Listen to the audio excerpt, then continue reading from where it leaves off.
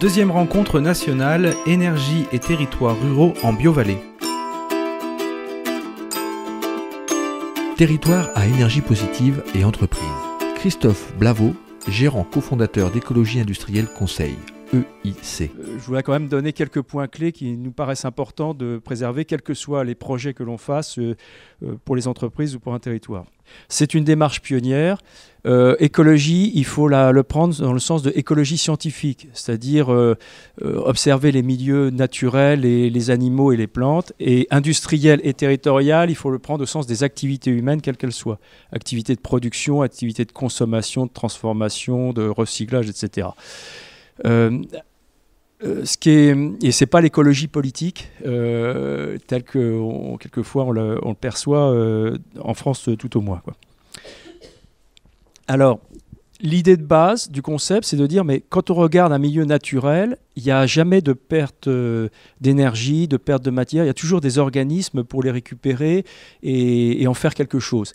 On ne sait pas toujours comment, bon, c'est l'étude des scientifiques, mais on s'aperçoit qu'il y a une sorte d'idéal, c'est à partir de l'énergie solaire, il y a des échanges qui se passent et surtout il y a des mutualisations, des commensalités, etc. Donc l'idée de base, c'est de s'inspirer de cette nature pour nos activités humaines. Mais s'en inspirer, ça ne veut pas dire copier. Copier, on en entend souvent parler, c'est le biomimétisme. Là, il ne s'agit pas de copier, s'en inspirer. C'est-à-dire d'en faire un instrument, comme on dit souvent, un langage commun que l'on va pouvoir partager avec des tas d'acteurs différents. C'est une démarche de ce fait extrêmement transversale, systémique. On va regrouper des tas d'acteurs très différents qui vont essayer de regarder cet écosystème et de se dire qu'est-ce qu'on peut en faire, qu'est-ce qu'on peut faire des ressources qui sont autour de nous. Alors ça peut aller très simplement de j'ai des déchets, j'en fais des matières premières. Il y a une usine qui produit des déchets pour en faire une matière première, mais ça peut être aussi, je regarde ici, il y a de la matière qui n'est peut-être pas utilisée, qu'on pourrait peut-être utiliser mieux, c'est le plus diffus, qui pourrait l'utiliser? Est-ce qu'on peut mutualiser aussi nos efforts? On est amené à ensemble, collectivement, à se poser ce genre de questions. Alors c'est là où ça rejoint un peu les interventions précédentes. Là, j'ai pris un exemple au sud de Lourdes.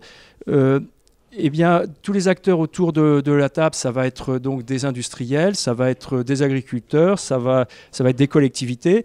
Ben, finalement, plutôt que d'être dans une démarche où on se regarde en se disant ça serait chouette de faire des choses ensemble, eh bien, on va se tourner vers cette description extrêmement physique de cet écosystème, c'est-à-dire des flux de matière, des flux d'énergie. On revient aux basiques de l'économie, hein. Là aussi, je pourrais faire une digression sur le système économique financier et le système économique réel, les échanges de biens et de services. Peu de gens le savent, mais c'est que 3,5% des échanges monétaires, c'est pour de l'échange de biens et de services. Le reste, c'est purement des échanges monétaires sur le crédit qu'on va garantir, qui va lui-même se garantir, etc. Enfin, toute cette pyramide dont on a vu la fragilité. C'est beaucoup plus fragile qu'un terril, au moins lui il reste encore pendant des années et des années. Donc c'est cette matérialité-là qu'on va retrouver. Et à partir de là, et c'est pour ça que je reprends volontiers les termes de Jean-François Caron, on peut créer un imaginaire. Et que l'imaginaire, il se crée à partir d'une réalité que l'on perçoit. Et après, il y a un travail collectif qui se fait. C'est quelle vision on a. Et si on ne le fait pas par rapport à une matérialité forte, c'est une chose qui sera pas durable, qui ne sera pas pérenne. Je prends un exemple vécu justement au sud de Lourdes, c'est des territoires de moyenne montagne. Quand on est arrivé dans une démarche collective avec un paysagiste, environnementaliste, architecte, le premier discours qu'on a eu, c'était sur un territoire qui était finalement façonné par l'agriculture-élevage. Et effectivement, ça a eu un bon écho parce que les personnes qui étaient là, qui participaient donc à ces travaux, à ces ateliers, se sont aperçues qu'on n'arrivait pas avec le discours, le tourisme, les canons à neige, c'est-à-dire des projets très spécifiques où on ne sentait pas qu'il y avait le fondement, une première strate qui existait dans ces territoires-là. Et si pour reprendre l'exemple de la Flandre, parce que la Flandre, c'est dans le territoire de la Flandre française, si je ne me trompe pas, c'était un territoire agricole avant. Et donc, quelquefois, il faut peut-être aller rechercher ce passé, parce qu'à l'échelle de l'histoire, c'est-à-dire sur plusieurs siècles, finalement, il y a des hauts et des bas sur des territoires.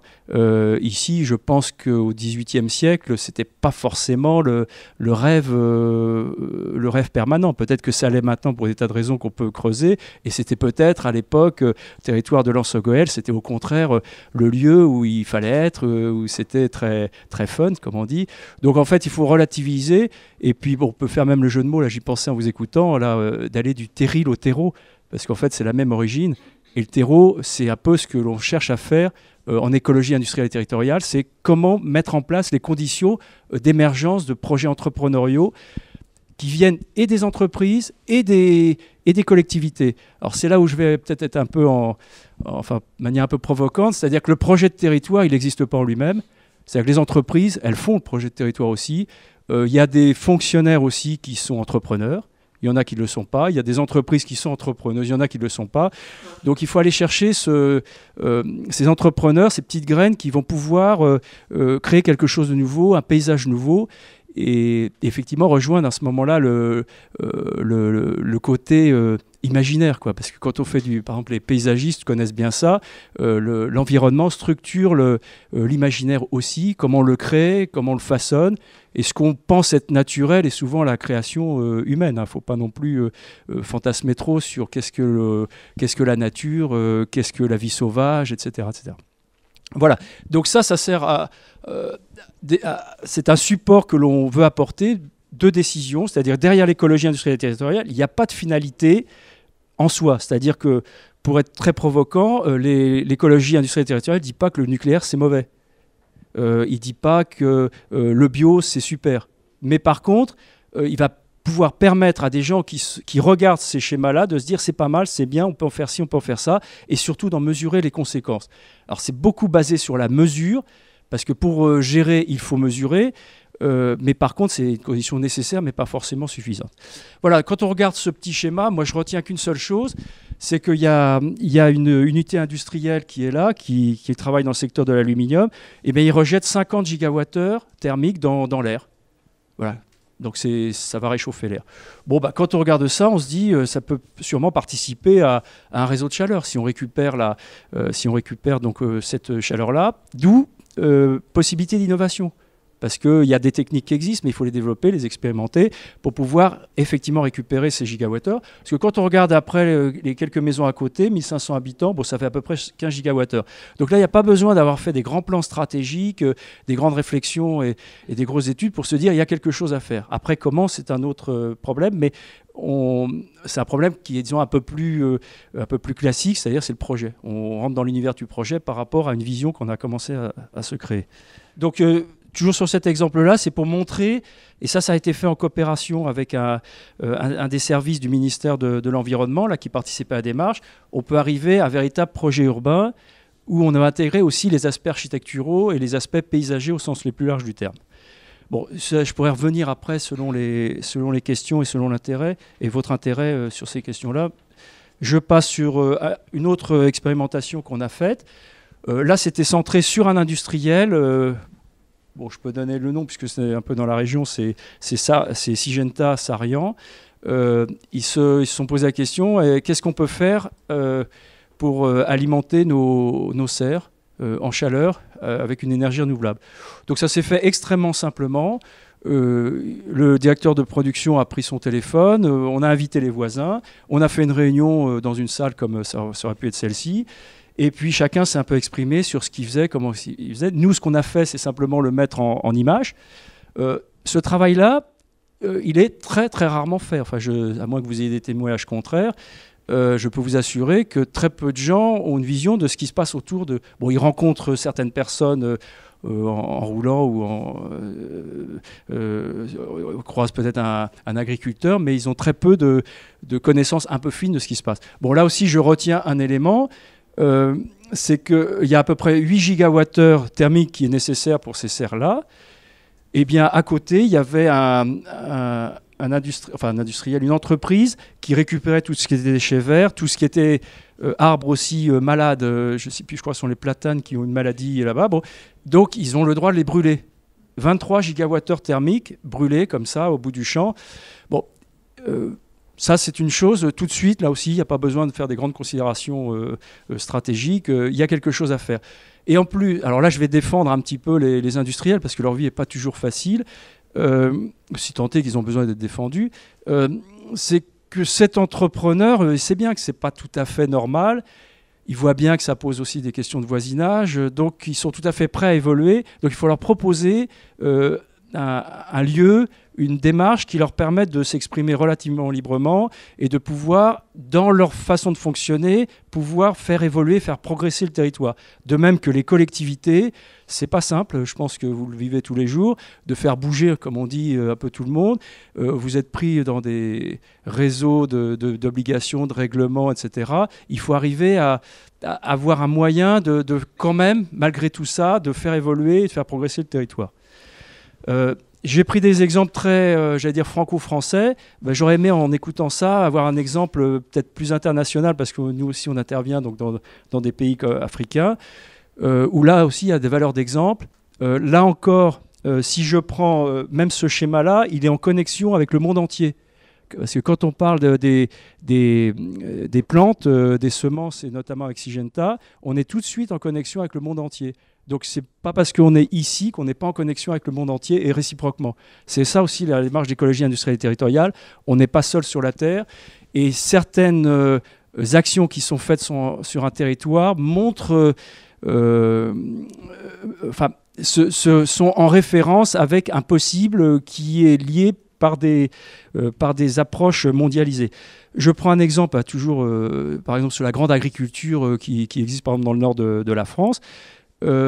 Les agriculteurs ont souvent une image de dire on va nourrir le monde. Pourquoi faire des friches, pourquoi faire des jachères, etc. alors qu'on a la vocation de nourrir le monde. Parce qu'on leur a mis dans la tête qu'ils avaient vocation à nourrir le monde. Et quand vous allez au Mali, par exemple, statistique de la FAO, 10% des terres cultivables sont cultivées. Je ne parle pas de la surface totale. Hein. Les terres cultivables sont cultivées. Donc vous vous dites, nourrir le monde c'est bien, mais finalement il y a de quoi se nourrir si on peut faire l'effort. Mais on est dans des processus économiques mondiaux où nos surplus que nous on génère sur nos territoires sont vendus ou à peine vendus à bas prix dans des pays. C'est-à-dire qu'on se débarrasse de nos surplus. Et donc quand il y a des sacs entiers de riz ou de blé qui arrivent sur un port en Afrique, à moins d'être complètement masochiste, quand même travailler la terre pour à peine vendre et gagner des revenus de son travail, on ne le fait pas. Alors qu'est-ce qu'on fait? On va en ville. Parce que là encore, dans les pays, dans les schémas mentaux que l'on a, et j'y reviendrai là-dessus, c'est la ville qui est le recours ultime, qui est l'avancement vers la civilisation. Et pour continuer dans les schémas d'imaginaire qui nous imprègnent, pays, je ne sais pas si vous connaissez l'origine du mot pays, là. En fait, ça vient de pagus, du latin pagus, qui était des bornes qui étaient mises pour délimiter des terrains et qui a donné aussi, étymologiquement, le mot païen. Et pourquoi? Parce qu'à l'époque romaine, la civilisation, elle était dans les villes. Donc, c'était païen, c'est-à-dire ceux qui ne croyaient pas, puisque la civilisation était à l'époque plutôt une civilisation chrétienne, et c'était des païens, des paysans. Bon, maintenant, toutes les choses changent aussi parce qu'il y a les nouvelles technologies, il y a les facilités de transport, etc. Maintenant, la vie en ruralité n'est pas du tout vécue de la même façon, mais ça date d'il y a 10 ans, 10-15 ans. De même que notre relation avec les pays du Sud est différente.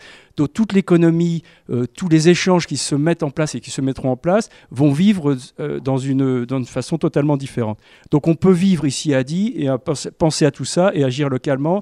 On n'est pas perdu dans sa petite bulle sans connexion avec le monde. Bon, là, rapidement, c'est de dire, voilà le genre d'études que l'on fait.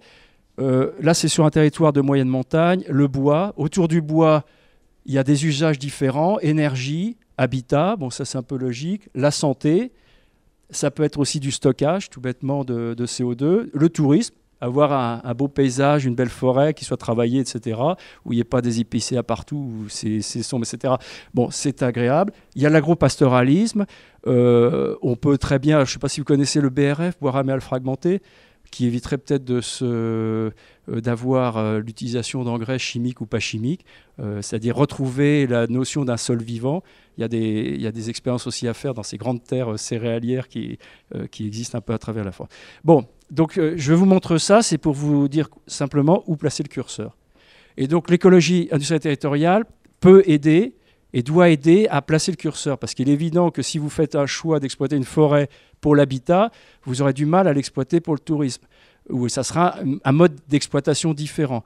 Si vous l'utilisez pour faire de la biofiltration, ça sera une exploitation différente que celle de l'énergie, etc. Bon, ce qui veut dire que nous, dans les approches que l'on a, en tout cas chez EIC, toujours une approche donc, un peu systémique, description d'un système de manière très matérielle, et en parallèle, et en même temps, et en interaction permanente, il y a les acteurs. Parce que tous ces flux de matière et d'énergie, ils n'existent que parce qu'il y a des gens qui s'en occupent. Ils n'existent pas comme ça. C'est pas une découverte de dire, tiens, il y a telle matière qui s'échange. C'est parce qu'il y a des gens qui s'en occupent. Donc c'est très important pour nous de mettre les acteurs en première ligne là-dessus. Donc pour nous, il y a 3 points clés qu'il faut quand même toujours avoir en tête. C'est qu'il y a un grand débat aujourd'hui avec centralisation contre décentralisation. Et ça, ce n'est pas anodin. Il y a des aspects politiques. Est-ce qu'on est, notamment en France, dans un univers centralisé ou décentralisé? Ça a quand même des conséquences, l'organisation de cette gouvernance. Administratif, il y a des habitudes qui sont prises, qui peuvent être envoyées à cette structuration politique. Mais il y a aussi une structuration administrative qui ne sont pas toujours en phase. Alors, je ne porte pas de jugement de valeur. Quelquefois, je trouve que, enfin, à titre personnel en tant que citoyen, que heureusement qu'il y a des gens dans l'administration pour éviter que certains politiques fassent des bêtises. Et réciproquement, c'est quelquefois dommage qu'il y ait des administrations qui bloquent, qu'elles soient territoriales ou nationales, ce n'est pas une question d'échelle, qui bloquent peut-être des nouvelles idées politiques qui pourraient être mises en place et qui sont beaucoup plus porteuses d'avenir. Technique, les outils techniques qui existent aujourd'hui sont structurés pour de la massification, le plus possible, sont structurés par massification aussi économique, et puis j'ajouterais psychologique, c'est-à-dire qu'effectivement aujourd'hui avec les démarches d'écologie industrielle, il faut s'ouvrir à 360 degrés, et comme on peut dire, il ne faut, enfin pour un peu mettre des mots un peu plus légers là-dessus, il ne faut rien s'interdire de rien, mais effectivement ne pas tout se permettre. Mais il faut savoir pourquoi on ne se permet pas certaines choses. Donc psychologique, alors ce que je disais tout à l'heure, les nouvelles technologies là, sont fondamentalement donc sont très importantes pour l'avenir. C'est-à-dire qu'aujourd'hui, on peut gérer des processus décentralisés de manière centralisée. Donc c'est fini l'époque où s'il faut plutôt tout mettre à un seul endroit parce qu'on va pouvoir moyenner l'ensemble, on va pouvoir avoir des économies d'échelle. Alors il faut voir que économiquement, cette notion d'économie d'échelle, c'est ce qu'on appelle des mots-clés, des buzzwords en anglais. On parle économie d'échelle, après, il n'y a plus rien à dire. Il n'y a plus de discussion possible. Ouais, c'est pour économie d'échelle, on fait ça. Donc, il y a tout un nouveau langage à trouver. Bon, il y a des gens qui réfléchissent dessus et qui communiquent dessus. Mais il faut aller les trouver. Enfin, bref, il faut fédérer tout un nouveau courant de pensée. Bottom-up, donc mettre les entrepreneurs du privé ou du public en position de décideur. Enfin, c'est un peu ce qu'on croit. Décideur, ça ne veut pas dire je fais ce que je veux, mais c'est que j'ai pris conscience de mes possibles. Mais les mettre en première ligne et de manière assez, entre guillemets, décontractée, dans le sens que, et ça c'est un vécu un peu personnel, enfin personnel dans le cas de nos démarches, quelquefois les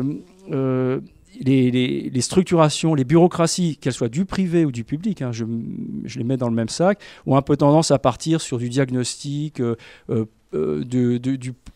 après donc plan d'action, réalisation, et au bout de 5 ans ils s'aperçoivent qu'il faut tout recommencer parce qu'il y a des gens qui ont bougé entre temps, il y a des gens, mais peut-être qu'en ce moment il y a des gens qui s'installent à Die. J'ai même des amis qui s'installent dans le coin. Vous ne savez même pas qu'ils s'installent. Ils ont eu un certain type d'activité. Puis un jour, vous allez découvrir qu'il y a quelque chose de bien qui existe sur le territoire. Alors c'est vrai que le rêve, entre guillemets, un peu totalitaire d'une administration territoriale, c'est de tout connaître, tout savoir. Mais ce n'est pas comme ça que ça joue. Et notamment pour ceux qui entreprennent, il y a toujours une phase un petit peu masquée parce qu'ils n'ont pas, quelquefois, envie de donner toujours leurs bonnes idées aux voisins, quoi. Donc stop à la communication, vive les indicateurs. Alors c'est pour s'inscrire dans la durabilité, c'est sûr qu'il y a un peu une tendance quelquefois à vouloir communiquer dans les 6 mois qui suivent et à donner l'impression que parce qu'on a dit qu'on allait le faire, que c'était déjà fait. Bon, là il faut effectivement se garder un peu de ça, mais ça fait partie aussi de la vie d'un territoire. Et travailler ensemble, dernier point, énergie-matière. Ça c'est démarche d'écologie territoriale. On parle toujours énergie-matière en même temps. C'est-à-dire pas dès qu'on commence à trop vouloir segmenter, on risque de buter à un moment ou à un autre dans nos projets parce qu'un territoire, c'est un système et c'est pas simplement des silos énergie, des silos matière. Alors le pire, c'est après, il y a les silos traitement de déchets où il y a toute une organisation économique. Voilà, puis j'avais parlé de maîtriser le système, compter. Voilà, bon. Et après le reste, je vous en parlerai si vous êtes intéressé sur les démarches qu'on a. Voilà, excusez-moi d'avoir voulu résumer.